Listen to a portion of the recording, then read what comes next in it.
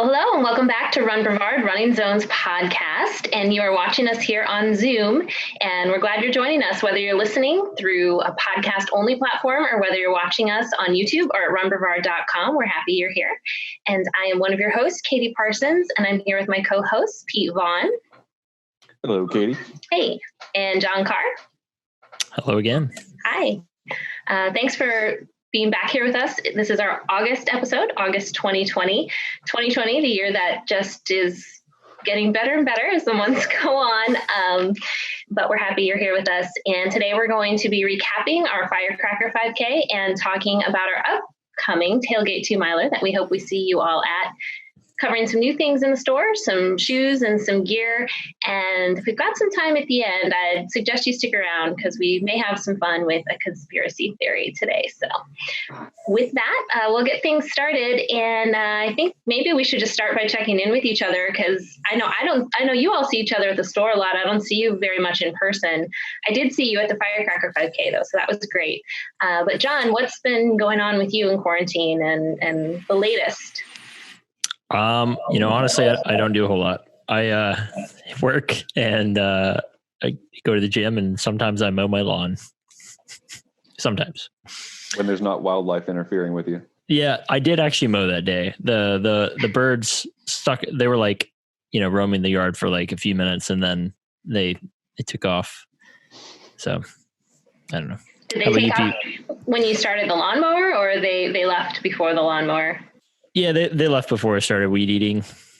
So I was like, I wanted to wait a second. I didn't want to like scare them off. I'm like, yeah, you guys are totally welcome here in my lawn anytime. So I didn't want them to feel like pressured to or rushed. Just not the one day every 2 months that you mow your lawn.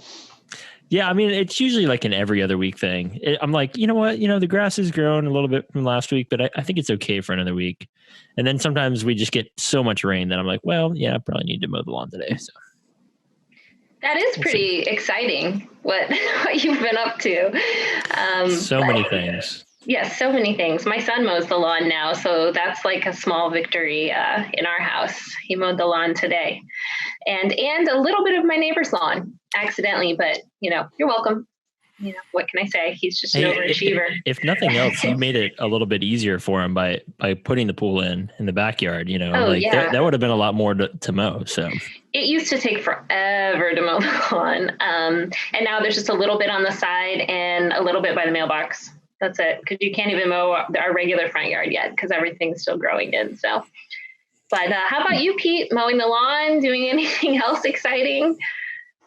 All the mowing, yes. Not too much since our last episode. Amelia has become more and more mobile, and so she's running around 24/7 pretty much now, and just trying to keep tabs on figure out what she's up to. Yeah, that's a lot of work right there. Yeah. Chasing a toddler is no joke at all. Things have been pretty much the same around here too. Just kind of enjoying the pool. Thank goodness we have it. We've been saying that it was done in November, but we didn't get to use it too much in the winter because it was still cold. So we've been really thankful to be stuck at home and to be able to jump in the pool. That's for sure.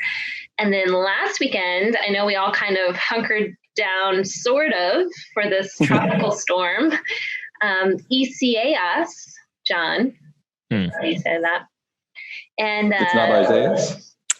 Isn't it ECAS? I don't know. Yeah. Isaias or something like that. Isaias. Yeah. Something like that. But it ended up not being too bad. So that's great. But we over-prepared in my house. We got a lot of new flashlights, a lot of new batteries, a lot of new games. And my kids, I was disappointed to know when we were in the game aisle at Walmart that they did not know how to play Monopoly. We don't have Monopoly. It just, I think because it has so many pieces. So for years, I was just like, no. Like, I don't want we have enough plastic, everything, everywhere all the time, and the money. And so I broke down and got Monopoly, and we ended up playing it after the storm. And I lost. So I don't know, maybe that wasn't a great idea. But I feel like hopefully I won't need it, but we're ready for hurricane season, right? We've got the batteries and the flashlights and the Chef Boyardee and the bottled water and all the games. So should we need them, we're ready now. But thankfully that wasn't a bad storm. So which one of your kids is going to be the real estate tycoon? It was Amelia. Yeah, it was crazy. Like all of a sudden she had like all the properties and all this money. We were like, wait, what? And every roll someone would land on something of hers. Every roll. That's how I got out, because I owed her like $900 because I landed on Tennessee Avenue and she had a hotel on it or something. And I was like, $900? I don't have $900. And I had, $890 or something. So anyway, I was out. Yeah, it was Amelia, at least based on that one game. So we'll see what happens next time. Maybe I'll play a little more savvy. I don't know. But so I did see you guys at the Firecracker 5K, which actually seems like a really long time ago. I guess it was just last month. All the months are sort of like that right now. I thought it went really well. I know we can go over some stats and things like that, but what are your observations about the Firecracker 5K? Let's start with you, Pete. Well, related to the hurricane prep, I would say that we learned our lesson a few years ago when we had a lot of extra popsicles left over from Firecracker, and we left them in our freezer. I think that was Michael at the store, and when we lost power, they all became liquid, and they ran all over the place in running zone. So the next day or so, when we were able to get in there and clean up, we had liquid popsicles all over the floor. Red, white, and blue? Yes. We threw them away recently in our hurricane prep. So throwaway popsicles is now on our hurricane prep list at the store. But I think, I'm trying to remember back that far. I think it went pretty well. We put in a lot of thought and we put in a lot of planning to it, more so than usual. There's a lot of uncertainty about what we were going to be able to do and how people were going to react. But everything I saw was pretty positive. Everybody really liked kind of the rolling start, the kind of show up when you're ready and go and run your race. Our contacts at the city of Melbourne were, we got a good report card for all of our social distancing and safety protocols. Our friends on the Melbourne police, they were there helping with traffic, but also just kind of keeping an eye on everything. And because there was no fireworks display that night, the boat ramp was still open. So there was a little bit of boat traffic coming in and out. So there was a little bit more of a traffic direction going on than it usually is. Our staff member, Joseph was on boat duty all morning with Sergeant DeSormier from Melbourne PD. So, I think overall it went good, and I think it's a good blueprint to having events again.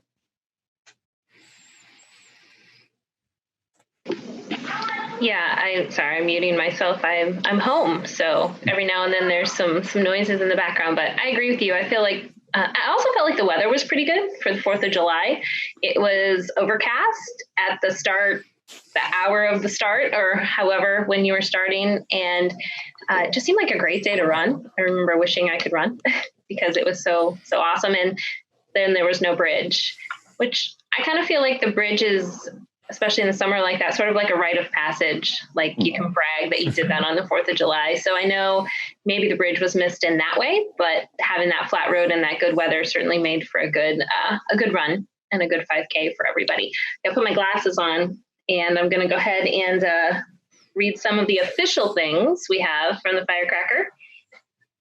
Let's see, there were 520 finishers at the race. Satellite High School teammates went 1 and 2, and that's Gabe Montague and Josh Stern. Gabe ran it in 15:40, and Josh ran it in 15:57. Wow, that's really fast. Our features series, that's our series sponsor, Rep Aldo, won the 50 to 54 age group at 1919. Caitlin Donner was the overall female at 1653. And Tracy Dutra from the store won her age group. And there were also 322 virtual results submitted from 10 different states. We had people from Alabama, Arizona, Florida, Georgia, Michigan, Oregon, Pennsylvania, Texas, Virginia, all submitting their results, which is kind of cool, right? To have that virtual side of it, because I know in the past, when it hasn't been an option for series, you can't really have all of these results from all over the place. So that's really neat to see people from far away running. Anyway, what do you think, John? I thought it was fun.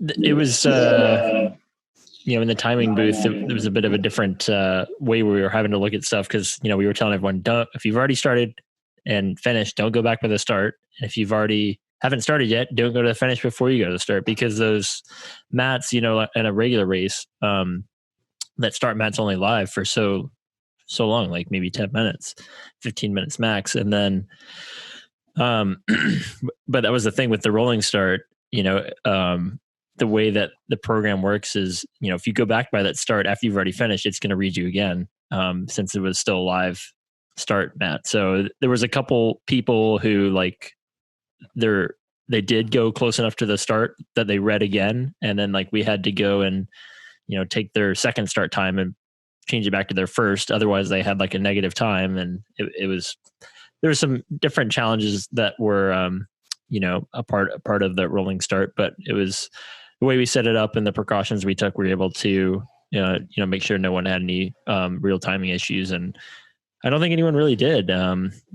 We posted results afterwards, and I think everyone was pretty happy with the way things went. So, that's the plan, to do it again the same way at Tailgate.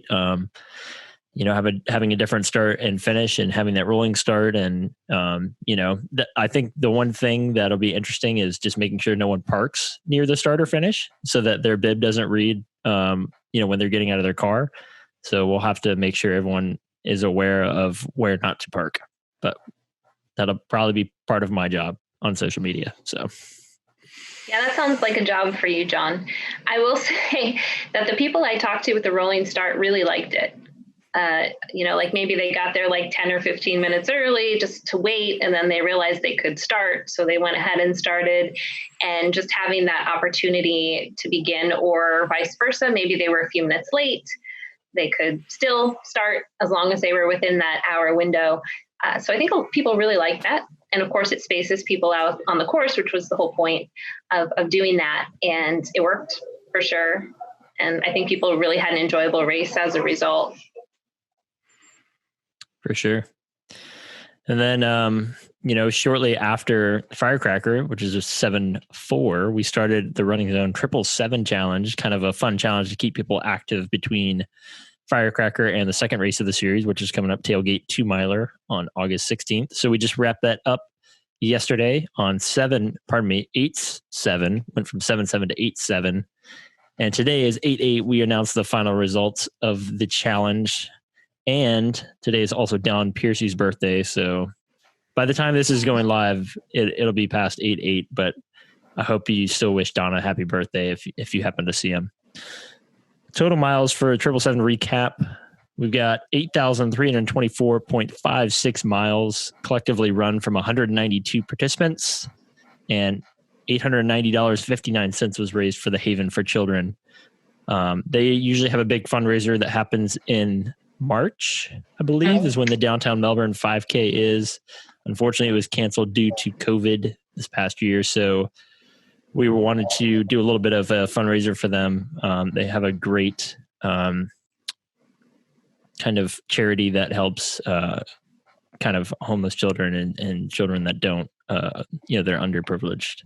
So I think it was a fun challenge. A lot of people seem to have fun with it. We're asking people to finish their miles with a 7 in it. So I think the most run miles, I think the guy was over 400 miles. So pretty impressive. I think we had 28 people do more than 100 miles in that one month period. So pretty fun. I think I got in 50, and I was ending all my runs with a 7, so 3.07, 3.17, whatever it might be. Which is not easy to do for some runners, because runners they want to end that with 3.00. You know, want to get as close to that an exact number as possible. Like I know some of our ladies in the store, Katie Johnson and Tracy, they will go the extra, quarter of a mile to make sure they end on a mile, or, maybe end at a half mile, but not 3.27.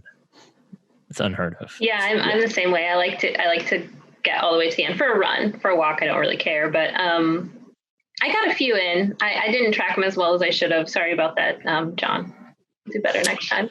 But I was thinking about it when I was running, like, okay, wait, I got to end on a 7 or have a 7 but when I was up in Indiana, I did 7.77. So that was my big contribution, but that was fun. I think anytime you have to think about your run a little differently is kind of cool. Like you said, you can't just finish to the next mile, or, you have to kind of reroute or finish a little earlier, or a little longer. It's sometimes good. Break up your routine. So that's great that you raise so much money for the Haven too. That's a wonderful organization. My family is very involved with the Haven as well. So thank you everyone who participated.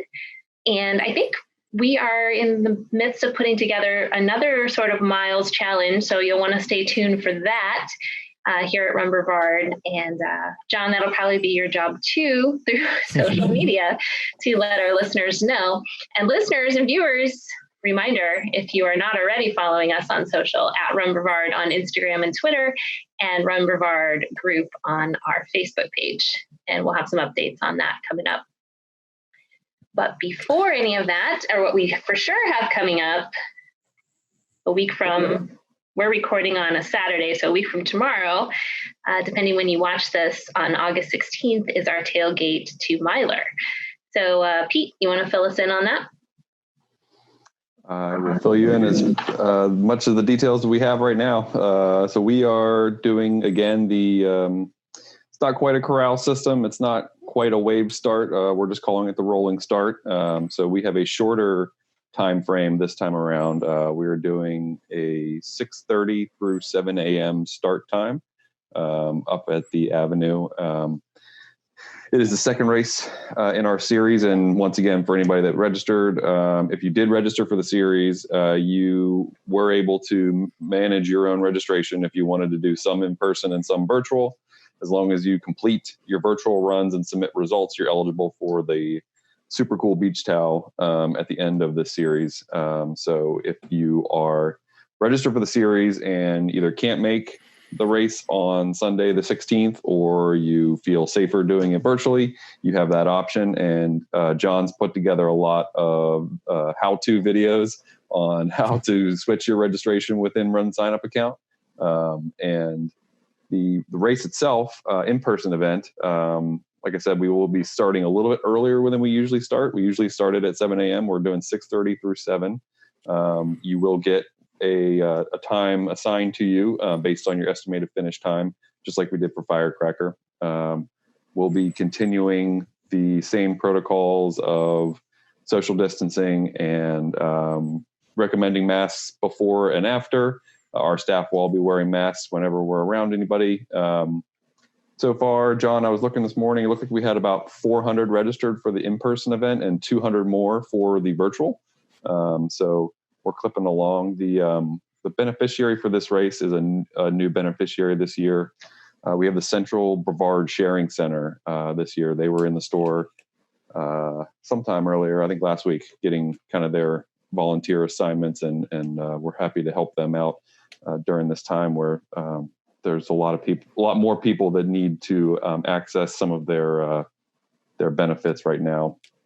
The course, we did have to slightly redesign it due to traffic flow and distancing, and like John was talking about, separating the start and finish. So it'll be that same theory for participants.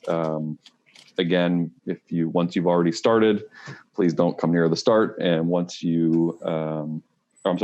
before you start, don't go near the finish. And after you finish, don't go back near the start. So that'll be helpful for clean results. Finisher medals again for everybody, both in person and virtual event. The one difference we will have at this one versus Firecracker, we had the bagged bagels and the cans of Bud Light at Firecracker, and Chris Canine of Pizza Gallery and 28 North Gastropub has his servers trained up on the latest protocols, and they will be providing food and beer after the race. We'll have some spaced out lines to ensure that everybody is keeping their distance, and it'll be a good little perk for after the race. That's one of the things that, some of the newer runners kind of look at you funny when you say that there's, free pizza and beer at 7 a.m. after you finish your race. And then after the first time they have it, they're like, oh yeah, I'm hooked. And as you can see behind me, most of us will be wearing some kind of football themed costume. And if anybody says that they know what jersey that is of mine, they're lying. Don't listen to them. There's probably only like 20 people in the world that can tell you what jersey that is right now. That is from my first year in the UFL. And before they went bankrupt, obviously, but at the end of the year, the equipment team wanted to make jerseys for all the support staff, medical staff, equipment, and some of the video guys, and the quality control, the assistants. So they had some leftover jerseys. They asked us what our favorite number was, and they made jerseys for all of us. It is an actual game jersey, so as you can see, it's insanely long. A lot of people that haven't played football don't realize the jerseys really like come down below like mid thigh, and it gets tucked into your pants. So when you wear that out, it's quite long, but looks like a dress.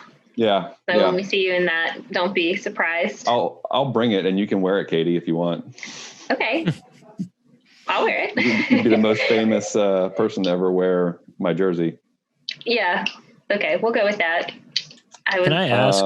Because aren't there number like per position roughly? Like number 3, is that like a quarterback number typically? So the NFL has some loose requirements. Offensive linemen and defensive linemen have to be between a certain number range, and there's historical general rules on numbers. But I think linemen are the only ones that have to have a certain number range, just because you have to have a certain number of people on the line. So when somebody comes in and if you're reporting as eligible as an offensive lineman, you have to know what number they are, because the ref has to announce it to the opposing team. But that's minutia. Interesting. Number 3 is just my favorite number. Okay. I was like, it's either like a quarterback or like a kicker. I feel like a kicker like has some low numbers like that sometimes. I think I would probably fit the body profile of a kicker more than a quarterback. Some of the quarterbacks these days are physical specimens, but not that there aren't extremely well built kickers. But I think I would more fill out the kicker frame. Fair enough. And speaking of football players, the giveaway, in addition to the shoes and the gift cards we do, our random drawing for this year, we usually do something football themed. It is an autographed football from former NFL star Fred Taylor. I did just a quick refresher on Fred's career at UF. He had almost 4,000 yards and 31 touchdowns. He's an All-American. They won a national championship. He's now in the UF Hall of Fame. He was a first-round pick in 1998 and played most of his career with the Jaguars. Finished up his career in New England. He had over 14,000 total yards and 74 touchdowns. Really cool. I think it was 3 or 4 years ago, his son also played running back at UF and was also drafted and played in the NFL for a little while. So everybody that's at the race will be eligible for the awards or for that giveaway. And that's just random based on bib numbers of finishers. Okay. Yep. And just like the last one, we won't be doing the awards at the race. We'll be doing them back at the store after the race. So everyone who is registered to do the race virtually on race day will also be entered into those awards. So you don't have to complete the race in person to be eligible for an award. only those age group awards are going to be done in person. So. And when you say back at the store, you mean we're going to do it on Facebook Live. We don't want everybody to come back to the store. Correct. So pay attention to Facebook after the race. And if you don't catch it live, it'll still be on the page. You can watch it a little bit later, find out who placed, and also check your results at runningzone.com. I'm excited. I'll have to figure out. I found this hat. This is my husband's hat. We're Miami Dolphin fans here. But I'll have to find something else football themed. I think I always struggle with this one. I think Denise brings some costumes for the ladies, though, so I can probably skate by. I have this one. That's true. I think maybe I think it's just been solved. I was going to be stressed this whole week thinking about it, so now I don't have to worry. I'm all set. And I have a UCF face mask I can wear, so I think I'll be good to go. And that would match your shirt, John. The UCF, the national champions. Only undefeated team in 2017. So by default, really, default, national champions forever. Well, that is going to be fun. I'm looking forward to it. And I know the people that were at Firecracker who had such a great time will be back. And if you were out of town for the 4th, or you did that one virtually and you're planning to come to the tailgate, it'll be a great time, especially if Pizza Gallery is going to be there, pizza and beer. You cannot miss that. And it's a 2-miler. If you're doing the other ones, the 5Ks, this is nothing. This is great. 2 miles on a Saturday morning, pizza and beer. For all of you, we don't get the pizza and beer, but maybe later in the day when it's all over. So that sounds good. Well, what about in the store? What's been going on in the store as far as what can people expect shoe-wise and gear and all of that? Cool. Yeah, so packet pickup will start Tuesday for Tailgate 2-miler. So while you're in the store, come check out some of the new shoe models and gear we got in. We're at this weird point where a lot of shoes were supposed to come out earlier on in the year, and some of the models and colors and stuff got really, really low toward the end of time, because they were supposed to already update. Anyway, we're now at the point where a lot of these shoes are actually coming out. Those pushback dates are now they're now live dates. So we've got the Ghost 13, which is always a favorite of people. People love the Ghost. We sell more Ghosts than anything else in our store. And we've got another shoe from Brooks called the Levitate, which is on their 4th version. Big thing for the Levitate. I feel like it's always been a little bit heavy. So this time they changed up the foam a little bit. They did some innovation. It's now 20% lighter. So if you haven't tried on a Levitate in a while or ever, definitely come try one on. So those are 2 excellent updates from Brooks. And if you haven't tried on Hyperion Tempo, we've had that one for, a couple months now. Definitely try on a Hyperion Tempo. It's going to be a very lightweight shoe that you could use for races or kind of a little bit of faster training. Nitrogen infused midsole foam, completely different. Nothing like Brooks has ever done before. And I think next month we're gonna have the Hyperion. We're gonna have another Hyperion. Hopefully, as long as it ships. Don't jinx it.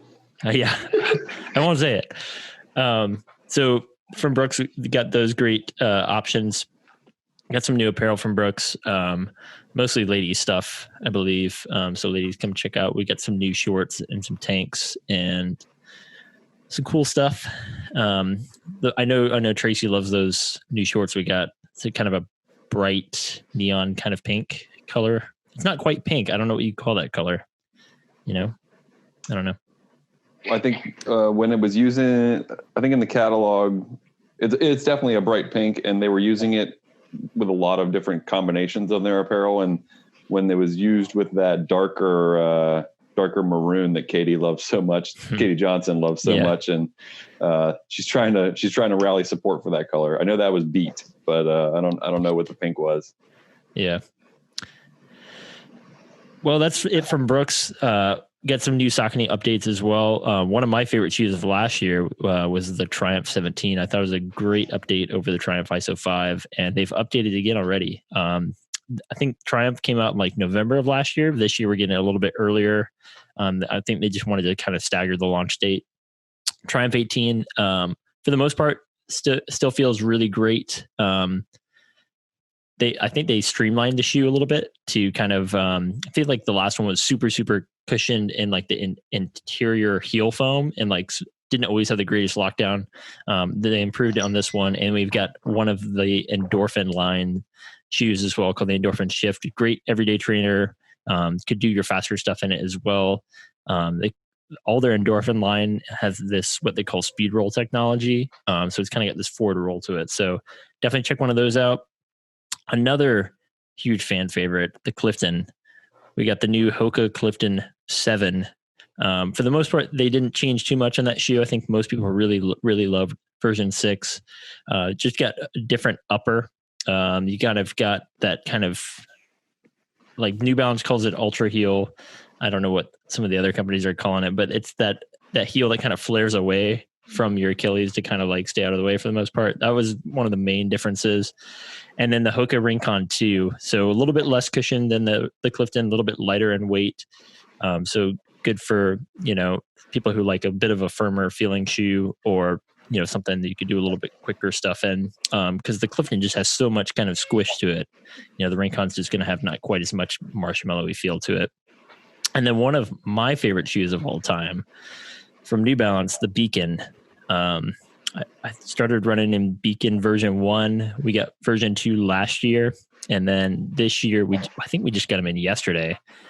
Beacon version 3, main difference on this one, it's going to have New Balance's Fresh Foam X, which is their kind of softest, most responsive cushion. You got it in the new 880.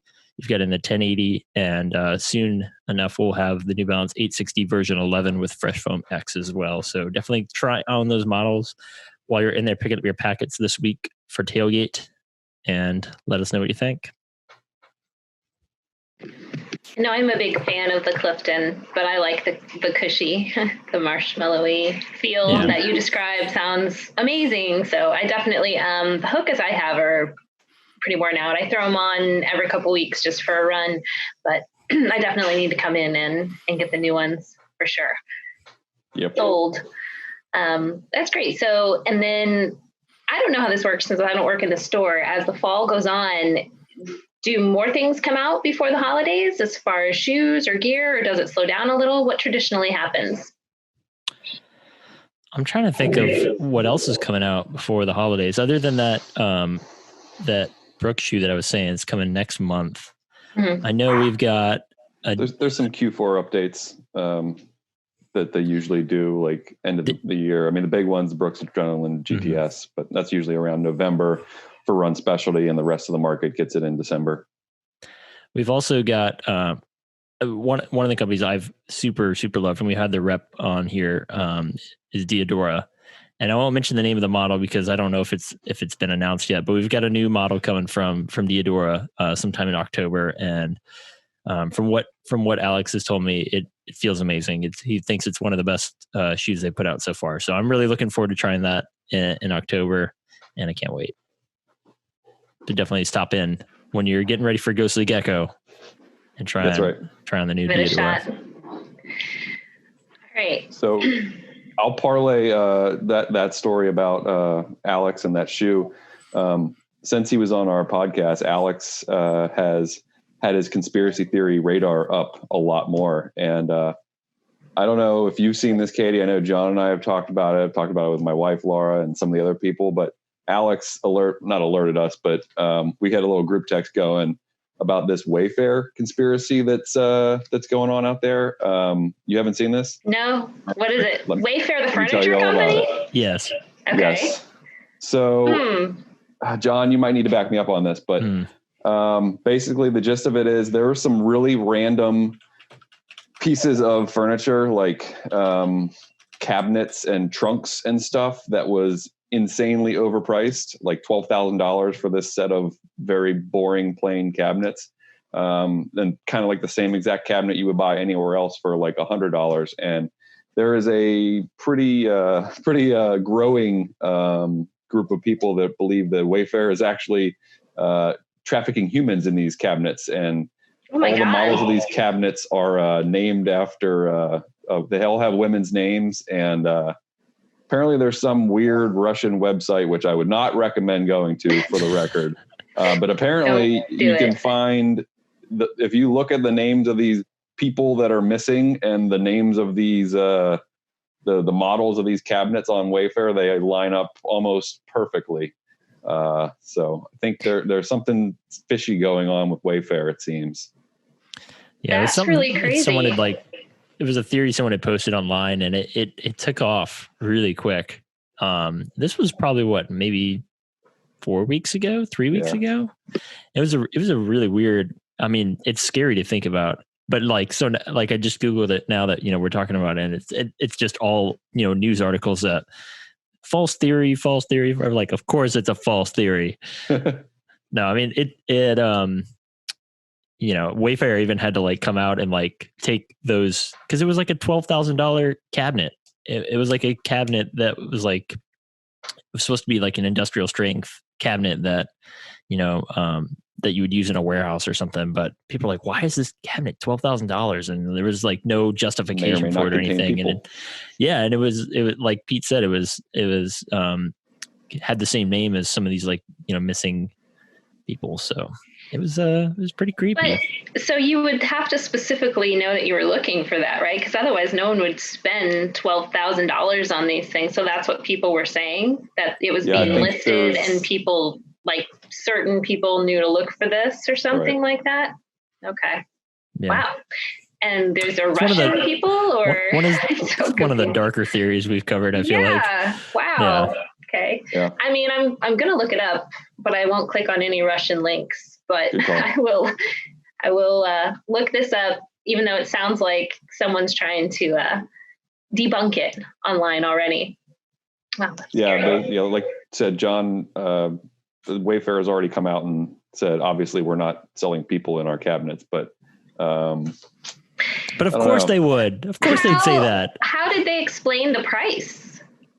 That it was a mistake or something? I think what they said is, these are accurately priced. They're like industrial strength stuff. This is what you pay for something like this. But what they did is they took down the listings to more accurately give descriptions for them to make to basically to justify the price, saying this is accurately priced. This is what you'd expect to pay for something like this because it's durable steel and this and that.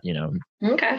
I don't know, but there was other stuff. It wasn't just cabinets. There was a table or a nightstand or something, or some weird piece of art that was insanely priced. And but I guess Wayfair isn't just all stuff that Wayfair sells. It's kind of like a third party for other stuff too, right? Mm-hmm. So that was part of the sketchy place, or part of it at least, that, hey, this isn't necessarily something that Wayfair is selling, but it's a third party that someone else is selling. So Wayfair doesn't contain the listing. They could be unknowingly participating. Okay. Yeah. Well, as always, it's been great talking to you guys. I'm going to have to get off of this and look up this Wayfair thing right away. And listeners, if you have any conspiracy theories you want us, mainly Pete, to look into, make sure you let us know on social media. Follow us at Run Brevard on Instagram and Twitter, and follow our Run Brevard group on Running Zone's Facebook page. And also, wherever you watch us, wherever you listen, leave us a 5-star review, letting other people know how great Run Brevard is. And it's been great being on with you guys. I will see you at the Tailgate 2 miler, and the same with you listeners and viewers. And then we'll see you back here on Run Brevard next month.